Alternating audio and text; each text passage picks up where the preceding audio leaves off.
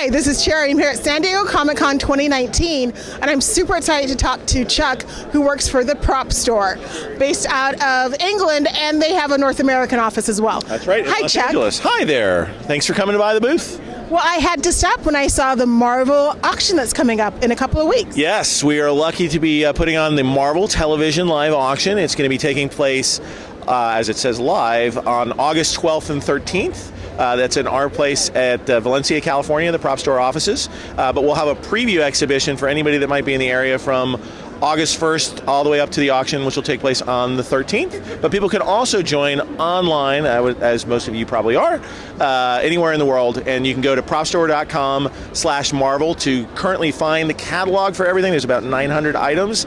And you can also register to bid there. Well, I'm a total Marvel fan, so I was super excited when I saw it. And I'm really curious, what's the origin story of the Prop Store? The origin story of the Prop Store? Well, it started with a collector named Stephen Lane. No, it actually started in London. Both Stephen and Brandon Allinger is our COO here in North America.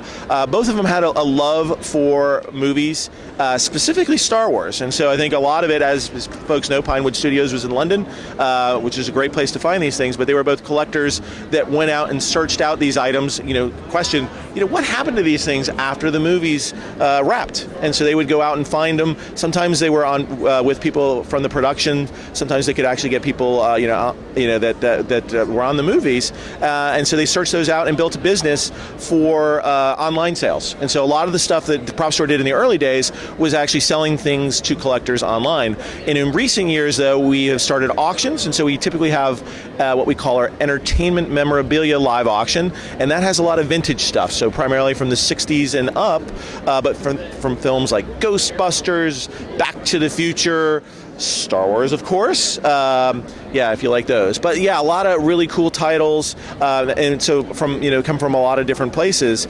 And then the Marvel Television Live Auction, we actually work with studios. So in the last few years, we've started partnering directly with the studios to bring these great props, costumes, and set deck items to the fans. Well, you've been with the company for 11 years, so 11 years of auctions. What item did you wish you could have bought or wanted really badly? Well, I have not been for 11. Brandon has been. I've only been for a little over a year. But last year, I have to say, we had Indiana Jones's fedora from Raiders of the Lost Ark. Very cool. Wish I had that. You can actually wear it, but it's one of those things that even my wife, I think, would like. It's always good to have your significant other like the things that you bring home into the house, because that way they can stay there.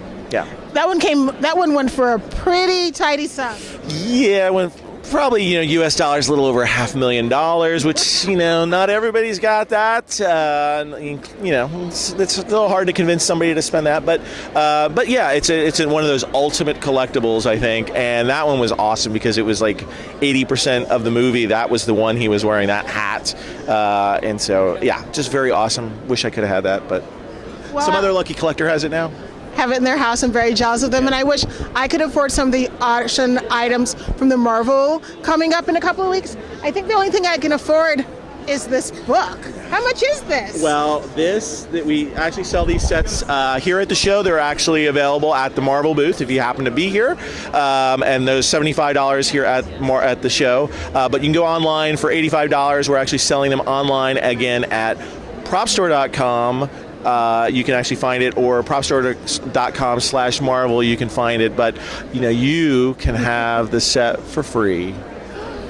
For free? Yes, oh but one thing about this auction, we actually went out of our way to make sure that not everything is going to be thousands of dollars. There are items starting at $50, and because most items don't have reserves, they could sell for $50. And there's some really cool things, that from all these great characters, Marvel's Daredevil, Marvel's Iron Fist, and Marvel's Luke Cage, that you can find. So whether it's small or big, hopefully you love it and you take it home and you look at it every day and say, I'm really happy I have it.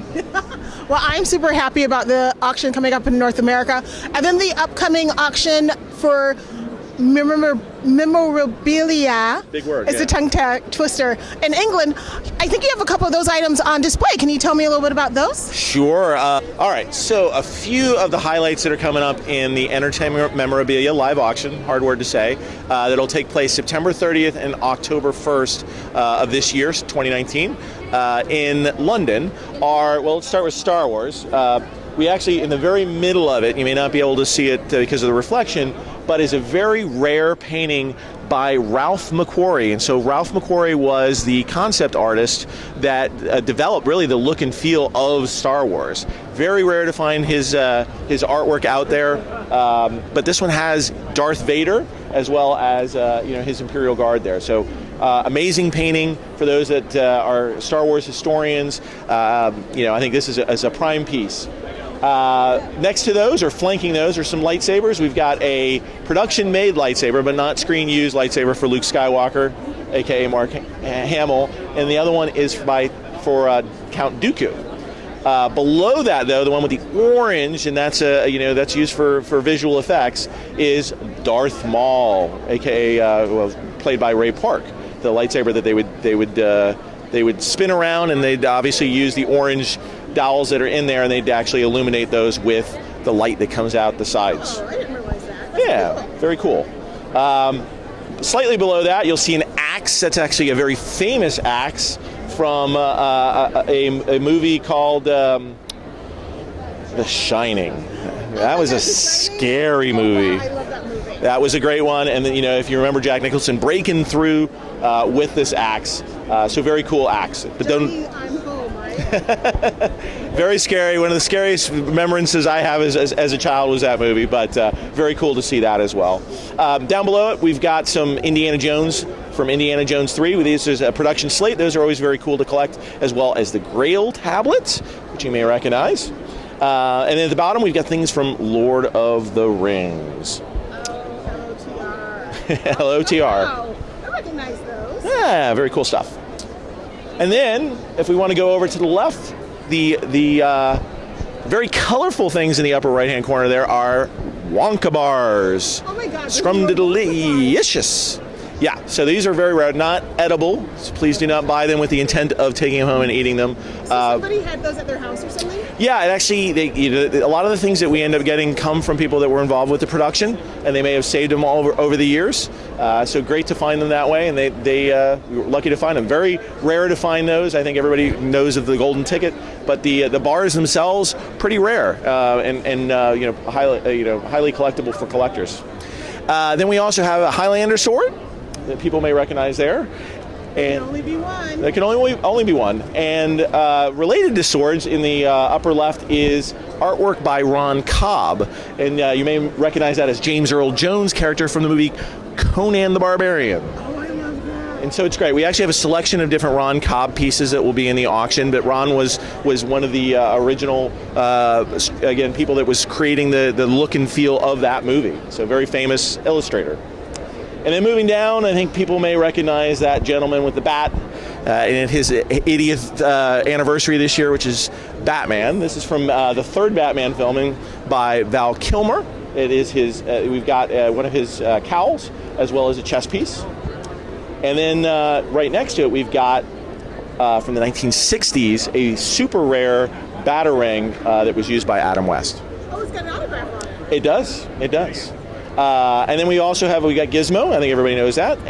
But in the center, we can do our shoe collection that we've got going on here. For those that collect shoes, first the famous pair of Marty McFly Nike shoes that came from Back to the Future 2. These are the light-up version of these, so they actually light up. And then you've got from the gang, you've got Spike's hoverboard that's sitting behind there. So this is actually one of the hoverboards that's there. And then moving down to the right, we've got another famous pair of shoes, which, do you recognize those really well-worn shoes there? Wow. No, those are from a certain gentleman named Forrest Gump.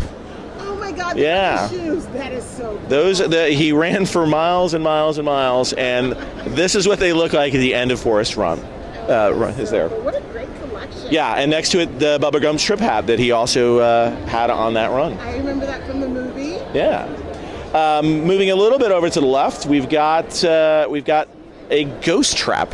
Oh my gosh. Ooh, scary. Yes, there's obviously no ghost in there. It's opened up at this moment, but this is actually one. You see the remote control behind it. This was a remote control version of the ghost trap, because some of them were just static versions. This was one that is still even fully functional, that they would trap ghosts in. So great piece there. And then moving to the Fifth Element down at the bottom, we've got a Fifth Element car, and. Corbin Dallas was driving this, but great to see sort of, again, visual effects from those movies. You see they make a car that's relatively a lot smaller than the original would be, but they would use this for shots that they would do for special effects. So that's just a sampling of different things that we have for our Entertainment Memorabilia live auction that's coming up September 30th and October 1st. You can go to propstore.com. The catalog isn't quite out yet, but should be out in the next few weeks. But this is a sampling of items. There'll be over 900 items. It's going to be a 2-day auction. The first time that we've actually done a 2-day auction, but we found that there's a lot of stuff that fans want to get from us, and we're happy to provide those in a great auction. So join us, propstore.com. Thank you, Chuck, so much for speaking with me about the 2 auctions coming up. It looks like I might be able to afford something, so I'll have to look through the catalog a little bit more. That'd be great. Hey, thanks for coming out, and glad you enjoyed our tour. I love everything. I don't know which piece I love more, but it looks like I know what I'm asking for Christmas this year. This is Cherry. I'm at San Diego Comic-Con. I'm talking to Chuck about the Pop Store. So make sure you sign up for their website, sign up for their emails, and get to bid in.